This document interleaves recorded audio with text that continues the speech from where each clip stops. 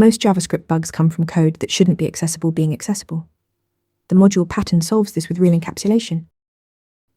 The module pattern creates private scope using an immediately invoked function expression, or IIFE. When you wrap code in a function and execute it immediately, you create a closure. Variables inside that closure are completely inaccessible from the outside.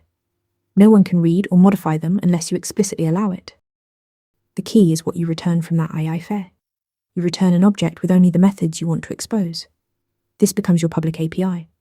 Everything else stays hidden inside the closure.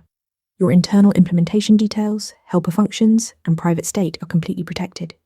Users of your module only see what you choose to reveal. This also prevents global namespace pollution. Instead of dumping dozens of variables into the global scope where they can conflict with other libraries, you expose just one module object. Everything else is tucked safely inside. This is why libraries like jQuery can export just a single $sign without polluting your global environment. Here's a complete example. We have a counter variable and a secret key that are private.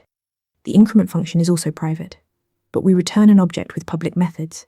These methods can access the private state through the closure, but external code cannot. The private variables are truly private, not just prefixed with an underscore by convention. The module pattern uses closures to create true privacy, exposing only what you choose through a public API. Master this pattern and you'll write cleaner, safer JavaScript. Want to nail questions like this in your next interview? Interview Mentor gives you hands-on practice with real questions. Every answer gets a grade with specific, personalized feedback. Track your progress across topics and difficulty levels.